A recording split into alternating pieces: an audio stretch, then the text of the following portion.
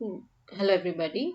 Today we are going to start chapter 4, unit 2. Now in this unit we are going to learn about operators and the different kinds of operations that are there in Java. So what is an operator? An operator is a symbol or a token which performs arithmetical and logical operations and gives meaningful results.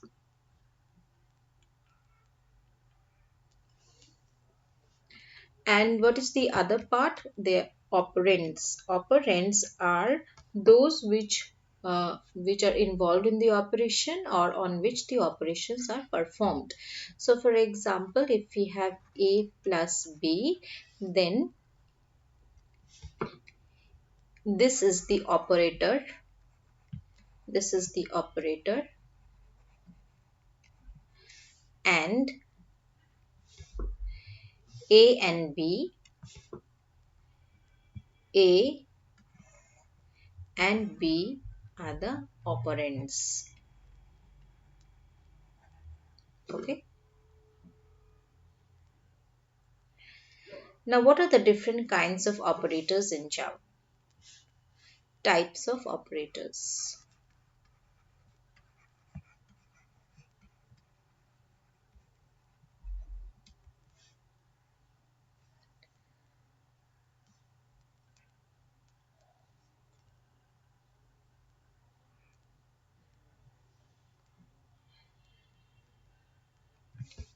So there are basically two kinds of operators. One is the unary operator and the other one is the binary operator. Okay. Now the unary operator means an operand which operates on a single operand.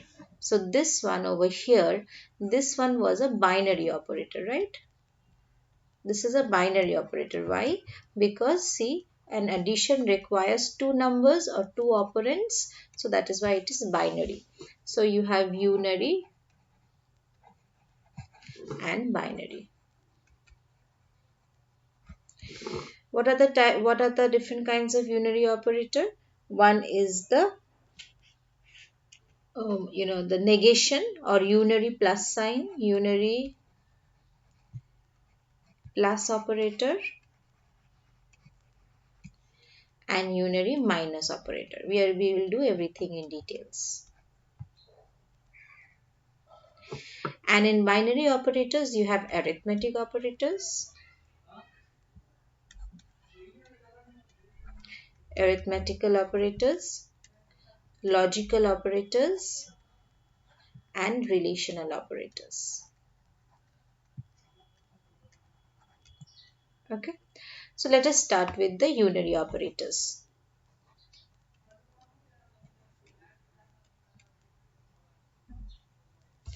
The plus one, okay, unary plus. Now, this is nothing but giving a plus sign to an operator, and it does not change the sign of the operator. This is applied to a single operand. So, like plus A. Okay, so if A equals to 10, then plus A will be equals to plus 10. So it will remain 10. Okay, and if A is equals to minus 10, then plus A will be minus 10. Okay, now so you might think that this is unnecessary, but when you do unary minus sign, then you will realize yes, then unary plus is also there. So this is minus A. So if A is equals to 10, then minus A will be equals to minus 10. And if A equals to minus 10, then minus A will be equals to plus 10. So this unary minus sign basically changes the sign of a particular variable. Just plus becomes minus and the minus becomes plus. Okay. So suppose if I have x equals to 7 and y equals to minus 9, and I have p equals to plus x, q is equals to minus x, s equals to plus y and s t is equals to minus y. So what will be the value of p, q, s and t? So p, q, s, t. What are the final values? Let's evaluate. P equals to plus x. Plus x means plus 7 without changing the sign of 7. So it will be 7. Q is minus x, so it will be minus 7. S is plus y, so it will remain minus 9. And t equals to minus y, so this will become plus 9. Okay. So these are the unary plus and minus signs. Now we will move on to binary operators.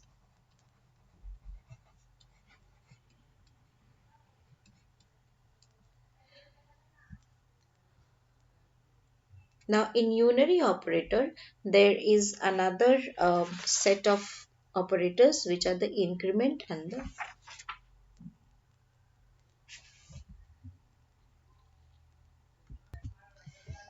the next set of unary operators are the increment operators. Okay, unary, increment and decrement operator.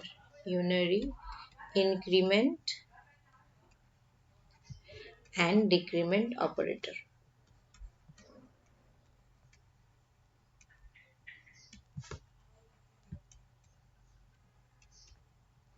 Okay, now these are very interesting ones. This is one is plus plus and the other is minus minus. So now let's start with one of them. First let us do the now what does this unary increment and decrement mean? No, so it is actually plus plus is equivalent to increasing the value of the variable by x or by 1.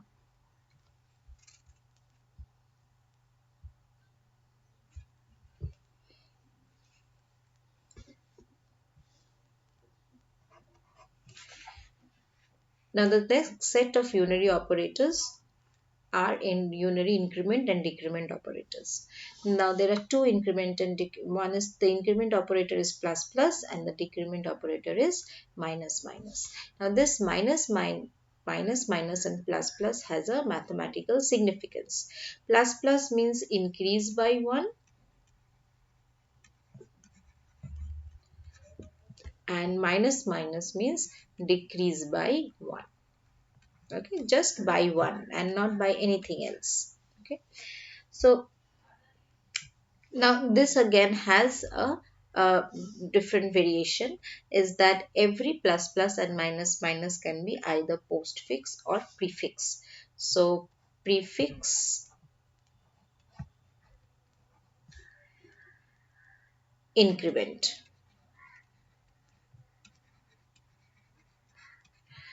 Now what is prefix increment? Okay, I will do postfix and prefix together. I will do the postfix this side. Okay, then you will have a good comparative study.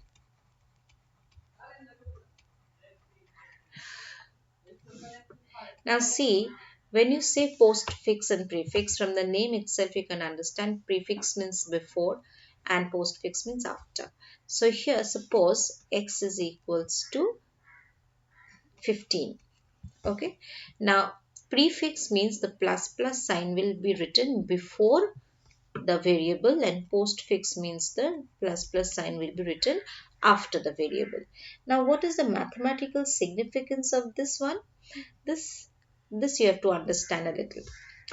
Take for example x equals to 15 we have taken and a equals to plus plus x plus 2 and b is equals to x plus plus and plus 2. Okay, x plus plus plus 2. Now see here, this is the unary increment and decrement operator and whatever is the value of this area of this bracket, you add 2 to that. Now what will be the value of A and B? Okay, B is for this side. B is equals to x plus plus plus 2. Let us see what will be the difference.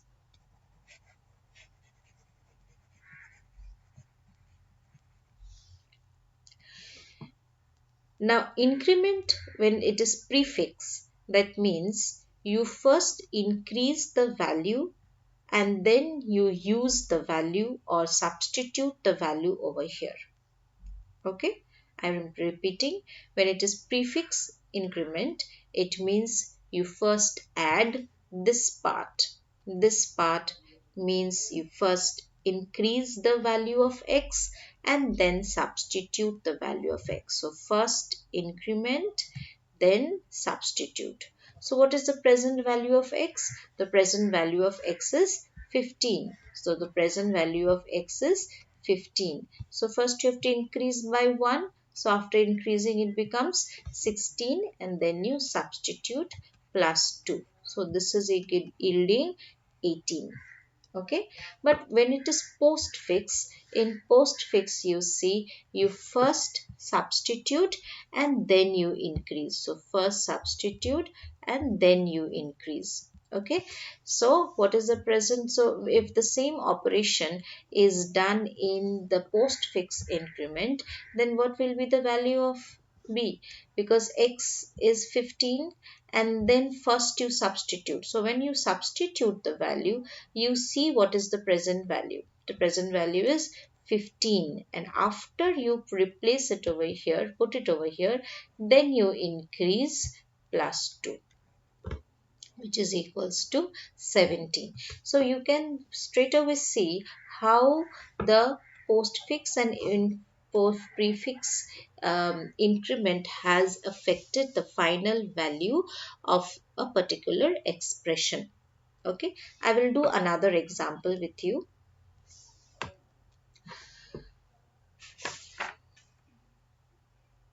Suppose let p equals to 5.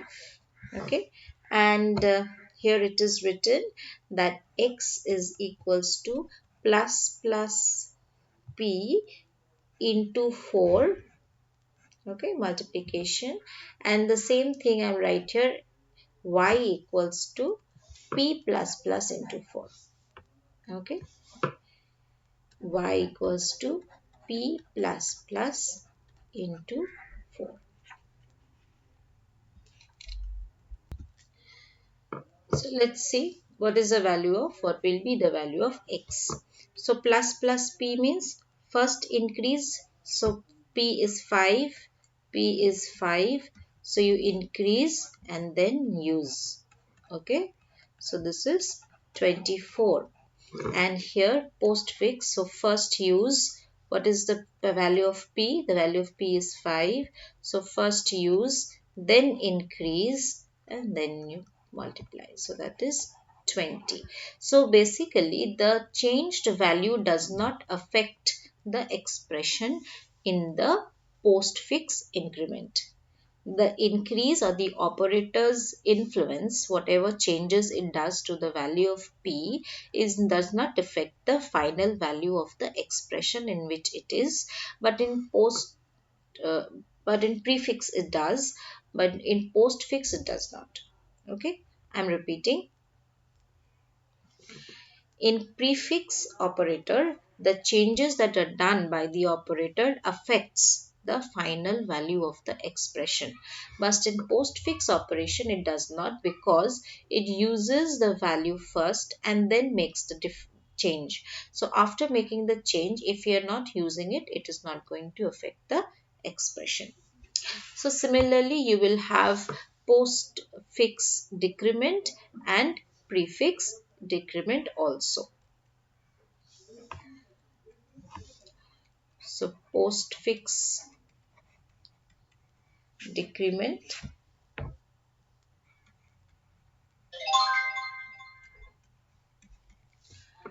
and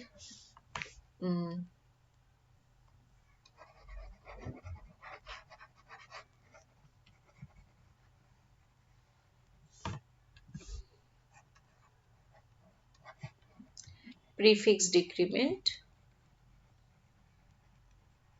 and postfix decrement.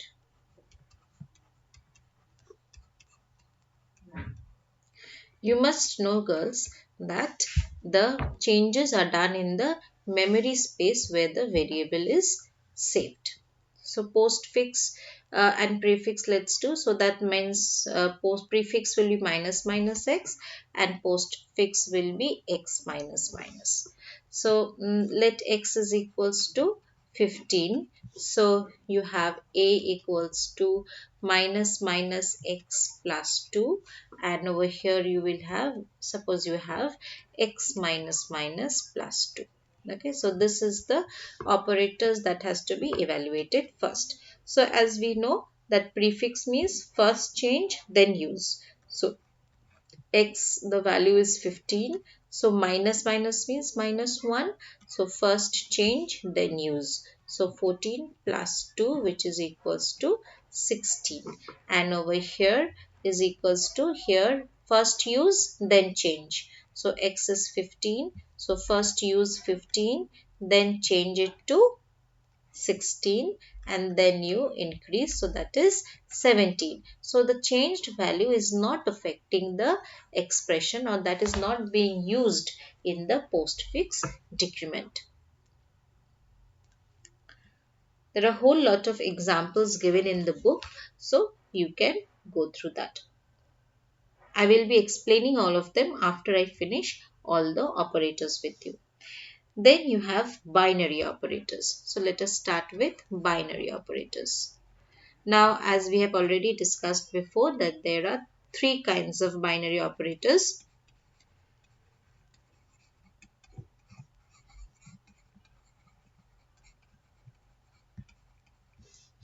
Number one is, there are five kinds of binary operators: addition,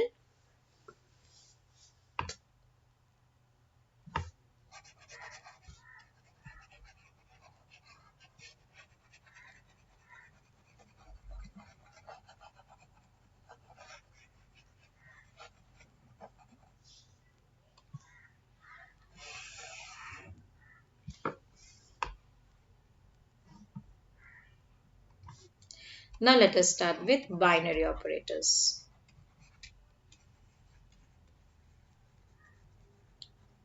As we have already discussed, there are three kinds of binary operators. The first one is the arithmetic operator. So that is quite very simple. We do it in our day-to-day life. Addition, subtraction, division, multiplication. Then you have modulus in Java to find the remainder. Okay, so these are the five operators. I will just explain this one. This is known as the modulus. This is known as the modulus or the remainder. And this is for the division. This is for the division. Now there is a difference between the two, so I would like to explain these two. Okay, both are related to division operation, but this one yields the quotient and this one yields the remainder. Okay, so suppose you have x equals to 17 and y is equals to 5. Okay, now you have, suppose you have x by y and you have x mod y. In Java, the division, this slash operator, this yields the quotient of the division. So if you divide 17 by 5, what will you get? 3s are 15 and remainder is 2. So this is the quotient and this is the remainder. So this will be 3 and this will be 2. Okay. I repeat, this gives the quotient, the division operator, slash gives the quotient of the division, and the percentage symbol, which is the modulus operator, yields the remainder of the division.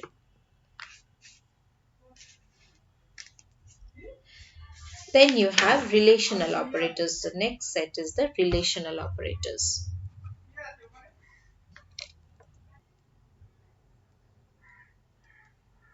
Next, you have the relational operators. There are three kinds of relational operators. Next, you have the relational operators. There are 6 types of relational operators. Let us discuss all of them. less than, greater than,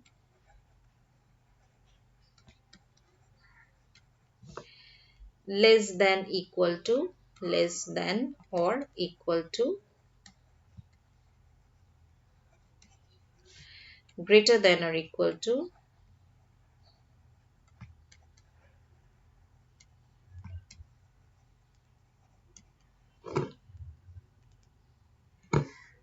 then you have equal to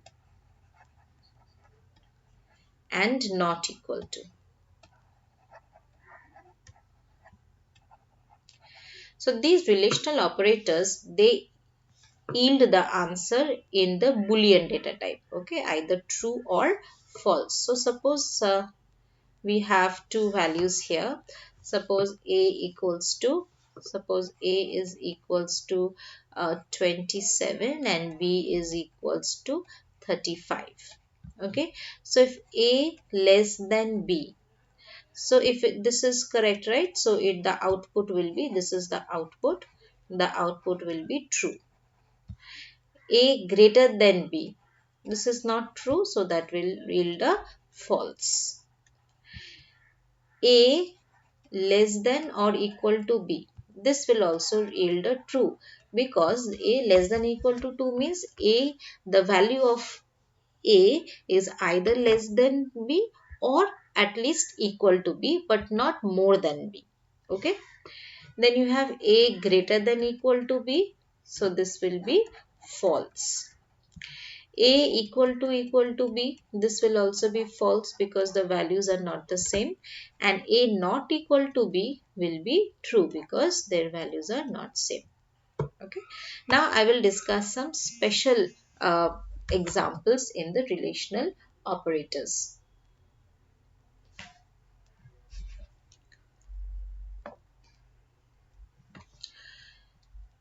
Consider a new set of values. X is equals to 39, Y is equals to 47, and Z is equals to 13. Okay, let us see some relational operators. X, and let us take another one. T is equals to 47. Okay, so X less than Y, true, right? Yes. Let us take another one. X equal to Z into 3. X equals to Z into 3. So what is Z? Z is 13. What is 13 into 3? 39. So is 39 equal to the value of X? Yes. So this is also true. Okay. Now Y greater than T. Will it be true or false? It will be false, right? Because the value of Y is same as that of T. So this will yield you false. But if I have Y greater than or equal to T, then this will give you a true. Why? Because when you give equal to 2, so the permissible value of Y is still T. Okay, when I say Y is less than, greater than T, that means if this is the value of T, then the value of Y will be starting after T.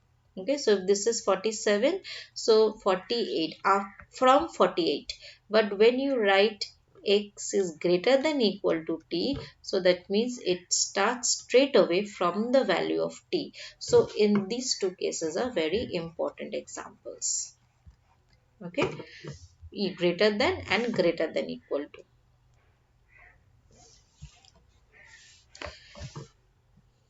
Now there is a set of examples in your book, so you can go through that. Okay, now these true values are, true is values are implement in equivalent to 1, and the false values are equivalent to 0. Okay, or true is also known as high and false is known as low. So let us write the all different names of the same thing: true and false, or one, or high. False is equivalent to 0 or low.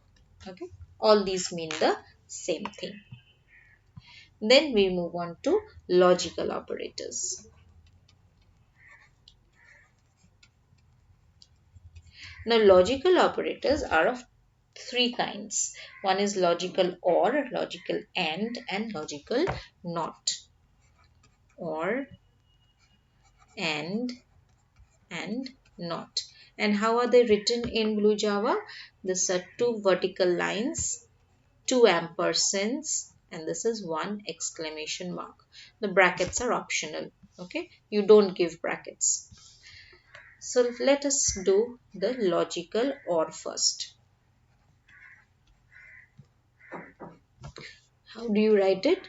You have two conditions and you compare them. Logical operators are basically to study the uh, compare two relational operators. Okay, so suppose you have two expressions with relational operators and you want to see whether they both are uh, true together or any one of them is true. So you basically analyze a situation. Okay, you are comparing but you want to study the comparison, then we will use the logical operators.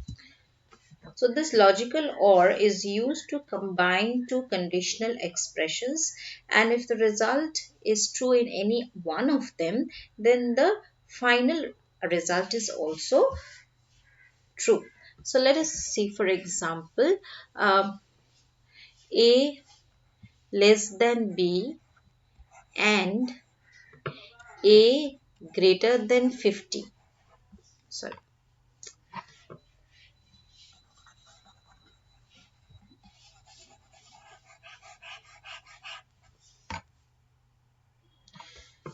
So let us take an example. A less than B or A greater than 50. Now, when you're using logical OR,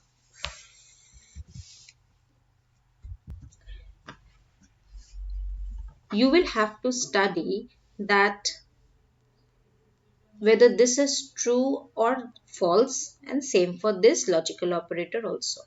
Suppose A is equals to 49 and B is equals to um, 50. Okay.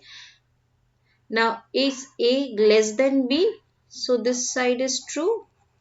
And is A less greater than 50? So this is false. So what will be the final output of this logical operation? If any one of them is true, then the answer will be true. The final result will also be true. But if this is false and this is true, then also it should be true. The final result should be true because at least one of them must be true. If both are true, then also it will be true. But if both are false, then the final result will be false. Okay. So this is how the logical OR works. Okay. It compares one or more relational comparisons and gives you the answer. So suppose instead of two operations over here, I have three operations. So if it is true, true, true, then it will give true. If it is false, false, false, then only it will give the false. But if any one of the three, any one is true, then the answer will be true.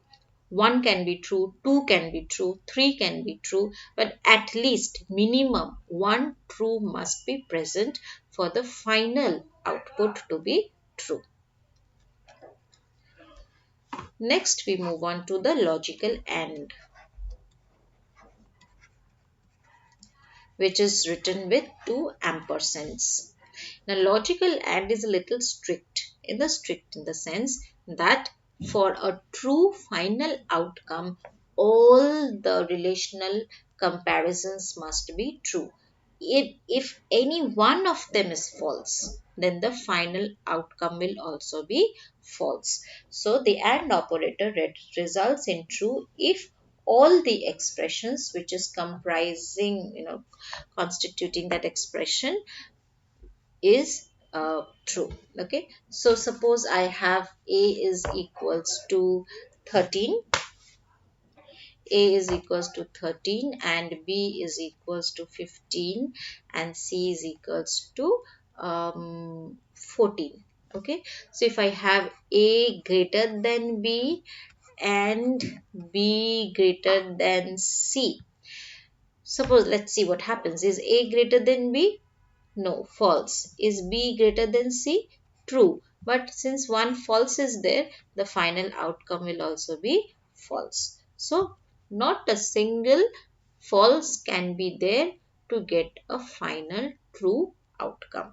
Okay. So this is possible only when all the conditions are true, then only the logical AND will give you a true. Even there, if there are 100 comparisons, if there are 100 logical operations like this and all 99 are true and one is false, then also the final outcome will be false. So not, don't keep the notion that only two comparisons are there. There can be n number of comparisons, but all must be true for the final outcome to be true. So with this, we have come to the end of Unit 2. Go through the chapter and read through the chapter and follow this note. And then we will send you some more explanation of unary and binary increment decrement operators. Thank you.